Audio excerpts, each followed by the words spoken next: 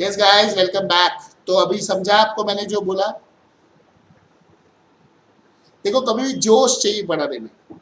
अगर जोश नहीं रहेगा तो पढ़ने में मजा नहीं आएगी। इसलिए मुझे कभी आप थके हुए नहीं दिखने चाहिए, होमवर्क करना चाहिए, सब करना चाहिए। अब मैं बात करता हूँ थोड़ा सीए फाउंडेशन के सब्जेक्ट्स के बारे में कि सीए फाउंडेशन में सब्जेक्ट्स कौन से। देखो, जब तक पढ़ोगे नहीं तब तक तो मजा भी नहीं आएगा। मैं सिंपल भाषा में बोलता हूँ।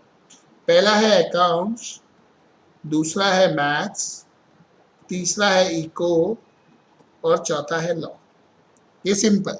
लॉ के साथ एक और सब्जेक्ट है जिसको हम लोग बोलते हैं बिजनेस नॉलेज एंड रिपोर्टिंग, बरोबर। यानी कि सिंपल भाषा में BC, business communication and reporting. Eco के साथ एक सब्जेक्ट है जिसको बोलते हैं business knowledge, business commercial knowledge, बरोबर। मैथ्स में लॉजिकल रीजनिंग, एलआर जिसको बोलते हैं स्टैट्स। ऐसे ये पूरे सब्जेक्ट है। तो आप देखो 1 2 3 4 5 6 7 8 सब्जेक्ट हो गए। हर पेपर 100 मार्क का है। 400 मार्क है। आपको पास होने के लिए 200 चाहिए और इंडिविजुअली हर सब्जेक्ट में 40 चाहिए। मतलब आपको सब में 40 मिले और 160 हो गए तो भी फेल हो। सब में मिनिमम 40 और एग्रीगेट 200 होने चाहिए। समझे मेरी बात? समझो आपको इसमें आए 90, इसमें आए 60, इसमें आए 70, इसमें आए 39 तो भी फेल है।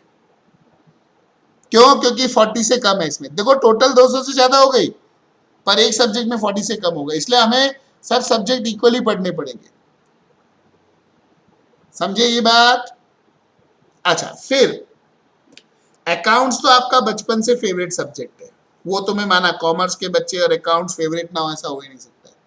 तो अकाउंट्स का कोई टेंशन नहीं है। अकाउंट्स तो आप पढ़ भी लोगे, 11 से पढ़ते आ रहे। मेहनत ये सब्जेक्ट में ज्यादा है। ये सब्जेक्ट में ज्यादा क्यों है? क्योंकि इसको प्रैक्टिस चाहिए, बरोबर। ये जो है पूरा सब्जेक्टिव पेपर है, आपको लिखना पड़ेगा। ये ऑब्जेक्टिव है, गोले गोले टिक करने पड़ेंगे। ये ऑब्जेक्टिव है और ये वापस रिटर्न पेपर है।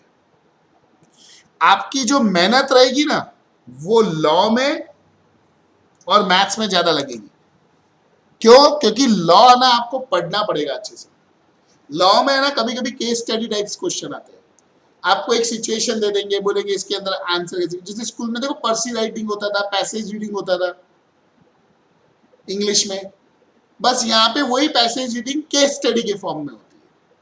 आपको एक सिचुएशन दे देंगे, मिस्टर एक्स ने ये किया, मिस्टर वाई ने ये किया, क्या हमें ऐसा करना चाहिए, ऐसा नहीं करना चाहिए। तो केस स्टडी टाइप क्वेश्चन आते हैं। इसलिए लॉ ना पढ़ते समय कंसेप्चुअली पूरा क्लियर होना चाहिए तो केस स्टडी आंसर कर सकते हैं। आपको कंसेप्ट क्लियर नहीं रहेंगे तो केस स्टडी आंसर नहीं कर पाओगे। इसलिए हमें ये 4 सब्जेक्ट में ये इसमें बहुत मेहनत है, इसमें बहुत मेहनत है। इको तो ठीक है, आप पढ़ लोगे। इको तो क्या बचपन से 11 12 में पढ़ रहे थे, अकाउंट्स 11 12 में पढ़ रहे थे तो कोई प्रॉब्लम नहीं है। वैसे तो मैथ्स भी पढ़ रहे थे पर मैथ्स का कैसा होता है, यहाँ थोड़ा लेवल बढ़ जाता है, केयरलेस मिस्टेक्स हो जाती है बच्चों की।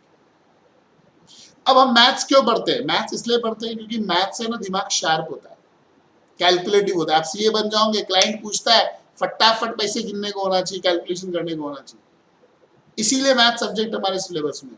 और जो हम फाउंडेशन में मैथ्स पढ़ते हैं ये है ना हमारा बेस बनाता है। तो आगे है ना बहुत सारे लॉजिक्स और कॉमन सेंस ना मैथ से क्लियर होते हैं। मतलब जैसे अभी आप कोई किधर भी बैंक में जाते हो, बैंक आपकी होम लोन की इंस्टॉलमेंट कैलकुलेट करता है, वो सब मैथ से समझता है। इसलिए जरूरी है कि हमें मैथ्स अच्छे से पढ़ना चाहिए और उसको ऑप्शन में नहीं डालना चाहिए। अकाउंट्स आप अच्छे से पढ़ने ही वाले हो। लॉ इसलिए अच्छे से पढ़ना चाहिए क्योंकि फ्यूचर में सीए बनने के बाद आप क्लाइंट कोई डाउट पूछेगा, कोई एक्ट के बारे में, कोई लॉ के बारे में, तो आपको बोलने को आना चाहिए। इसलिए हमारी सब्जेक्ट्स पे ग्रिप अच्छी होनी चाहिए। जैसे थियरी सब्जेक्ट्स रहते हैं ना, लॉ हुआ, बीसीके हुआ, हम पढ़ते हैं ना तो पढ़ने के बाद एक बार बिना देखे लिख लेने का।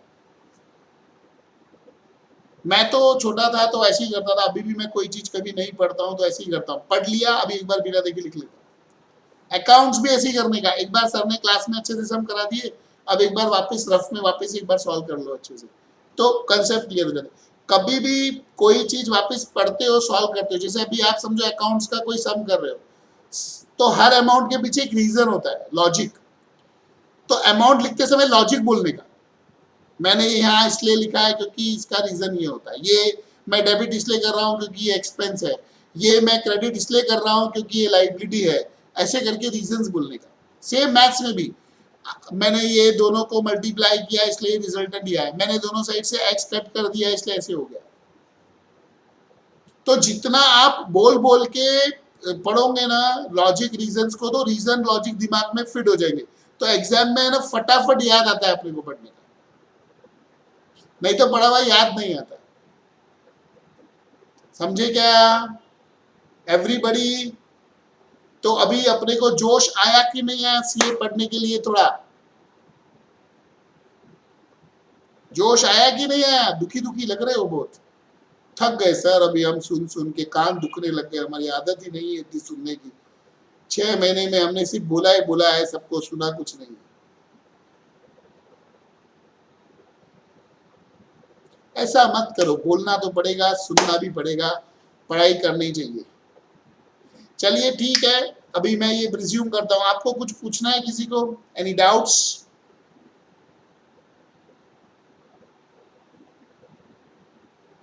कोई doubts? Case study, case law नहीं बोलते, केस स्टडी बोलते हैं।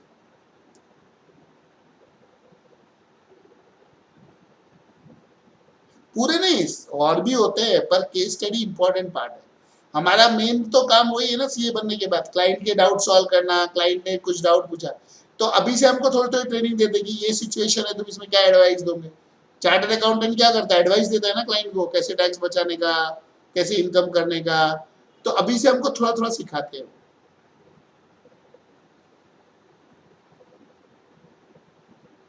और कुछ?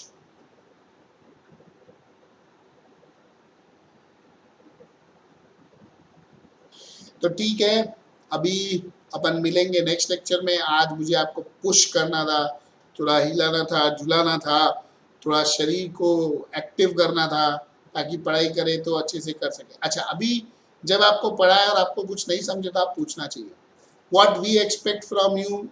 आपको 11th-12th का अकाउंट्स आता है? देखो मैं भी 12th साइंस था ना, तो सीए करने आया था ना, पूरा 11th-12th का अकाउंट्स पढ़ के आया था, ऐसी सीए करने नहीं आया था।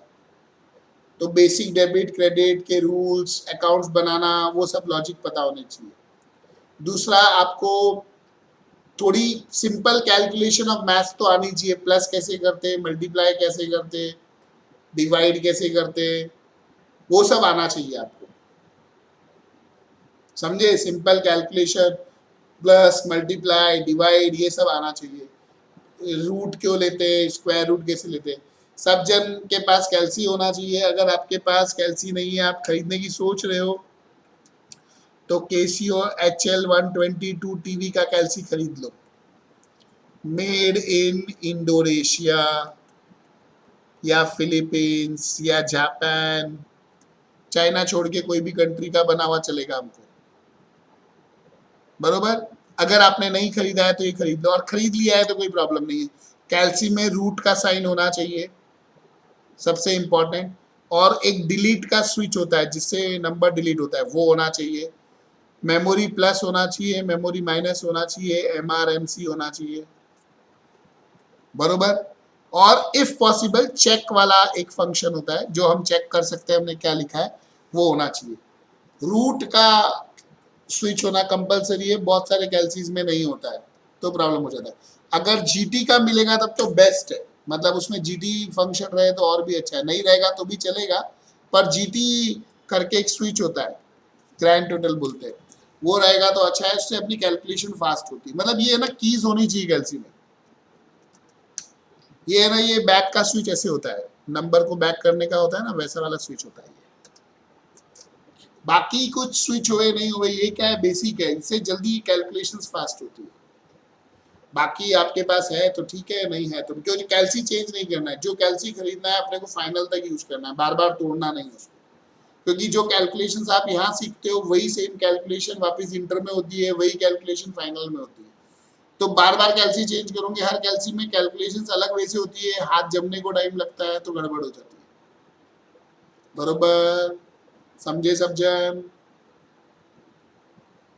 अब ये मैंने एक प्राइमा फेसिया इंट्रोडक्शन दिया है आपको। इंटर का इंट्रोडक्शन और इससे थोड़ा ज़्यादा होता है, मतलब फाइनल फाउंडेशन में मुझे अगर 1 घंटा इंट्रोडक्शन को लगता है तो इंटर में 1.25 घंटा लगता है, फाइनल में 2 घंटा लगता है, क्योंकि सब्जेक्ट्स बहुत अलग होते जाते हैं। यहाँ पे सब्जेक्ट्स जो है वो आपके फेमिलियर है, पर अपन जैसे जैसे पढ़ेंगे वैसा वैसा चलेगा। बस मेरी एक ही रिक्वेस्ट है, अच्छे से पढ़ना, कभी डांडी मत मारना। डांडी मारते हो तो प्लीज किसी दोस्त से नोट्स लेके पढ़ के आगे आना, क्योंकि क्या है, आप सिंसियरली नहीं, देखो मैं एक लिमिट तक आपके पीछे पढ़ सकता हूँ बिकॉज आप लोग अभी बड़े हो गए हो, मैं आपके पीछे ऐसे अभी वो नहीं कर सकता हूँ। फिजिकल क्लासरूम में बच्चा आता है तो मैं थोड़ा टॉर्चर भी कर सकता हूँ, पर ऑनलाइन में टॉर्चर करना पॉसिबल नहीं होता है, क्योंकि मैं थप्पड़ नहीं मार सकता हूँ आपको ऐसे, बराबर ना, कान नहीं पकड़ सकता हूँ आपके, आप मस्ती करो तो there are lot of limitations, you understand. अब मुझे ये बताओ, आपको पूरा इंग्लिश में लेक्चर चाहिए कि पूरा हिंदी में चाहिए कि मिक्स चाहिए? आज तो मैंने हिंदी इंग्लिश मिक्स बोला। If you want we can teach in full English, if you want we can teach in full Hindi, we can teach in both Hindi English mix. Generally we follow Hindi English mix, but मैं बच्चों को बोलता हूँ कि आप लोग जब answer देते हो तो इंग्लिश में बोलने का, आपको अभी से आदत डालनी है इंग्लिश में बोलने की, क्योंकि अल्टीमेटली आपको आंसर्स इंग्लिश में लिखने हैं। मैं तो पढ़ा दूंगा, पर कंसेप्ट भी क्लियर होना चाहिए, साथ में इंग्लिश आनी भी चाहिए। फिर सीए बनने के बाद इंटरव्यू फेस करना है, वहां पर भी इंग्लिश बोलनी है हमारे को। So you should always try to speak in English. Whenever I ask any question, you should reply me in English. That is more sensible. It will make an habit of talking in English. मैं जब physical classroom होता है तो बच्चों को बोलता हूँ कि सब इंग्लिश में बात किया करो आपस में आधा घंटा रोज। उससे क्या होता है, डर निकल जाता है। देखो हमको इंग्लिश आती है, हम इंग्लिश मीडियम से पढ़े हुए होते हैं, पर कभी आपस में इंटरेक्ट नहीं किया ना तो बोलने को डर लगता है। वो डर भगाना है मेरे को आपसे। कभी कोई भी तकलीफ होती हो आपको तो बेझिझक मुझे व्हाट्सअप करना, मेरा नंबर आप लोगों के पास है 9821164784। मैं कभी समझो इमीडिएट रिप्लाई नहीं किया तो मैं 1-2 दिन में करता हूँ, क्योंकि मेरे पास इतने मैसेज आते हैं रोज के, कम से कम 600 मैसेज आते हैं मेरे को, देखने को भी टाइम लगता है उसको। तो आप टेंशन नहीं लेना, मैं सब रिप्लाई करूंगा, मेरे को सब पता रहता है। मैं कभी ऐसे आप बहुत डिप्रेस हो गए, आपको लग रहा है कि आज तो बस यार मन ही नहीं लग रहा है, पढ़ाई नहीं हो रही है, टेंशन आ रहा है, मुझे कॉल कर लेना, व्हाट्सअप करना, मुझे बोलना कि सर मैं कॉल करूँ। मेरे पुराने बच्चे जो सीए बन गए 10 साल पहले, वो भी मुझे आज कॉल कर दे, सर यार ये प्रॉब्लम हो रही है सर, बहुत तकलीफ हो रही है सर, डिप्रेस हो गया हूँ। मैं हमेशा बच्चों को बोलता हूँ कोई भी मुसीबत ऐसी नहीं है जिसका सोल्यूशन नहीं है, सबका सोल्यूशन है। डिप्रेस्ड हो, दुखी हो, मुझसे बात कर लो, I am a good motivator. मैंने बहुत सारे बच्चे जो जिनको लगता था फेल हो जाएंगे, उनको रैंक ला के दिखाई है मैंने। तो इसलिए मैं आपको बोल रहा हूँ, आपको पॉजिटिव रहना पड़ेगा, आपको अच्छे से रोज अच्छी बातें करनी है, नेगेटिव सोच नहीं रखनी है। सारी दुनिया अलग है, हर बच्चा अलग है, आपकी स्किल अलग होगी, आपको अपनी स्किल ढूंढनी है। जैसे अगर समझो कोई बच्चा होता है उसको एक बार पढ़ता है और समझ जाता है, कोई बच्चा होता है उसको 3 बार पढ़ता है और समझता है। अगर आपको पता है कि आपको 3 बार पढ़ने के बाद समझता है तो इज्जत से 3 बार पढ़ लो। आपका दोस्त है वो एक बार में समझ जाता है तो उससे कॉम्पीट मत करो, उसको एक बार में समझ गया तो मुझे क्यों नहीं समझा, ऐसा नहीं होता है। हर बच्चे की स्किल अलग होती है। कोई बच्चा होता है जो लिख के पढ़ता है तो ही समझ में आता है, तो आप लिख के पढ़ो। कोई बच्चा ऐसा होता है कि जो जोर जोर से बोल के पढ़ता है तो ही इसको समझ में आता है। कोई बच्चा होता है उसको बिल्कुल शांत वातावरण रहेगा, एनवायरनमेंट रहेगा तो ही पढ़ सकता है। अपनी स्किल हमेशा देखो, और कभी भी क्लास में टाइम पे पहुंचो, लेट मत हो। हमेशा क्लास के आधे घंटे पहले पिछला लेक्चर रिवाइज करके आओ, ताकि क्या है आगे मजा आएगा पढ़ने में।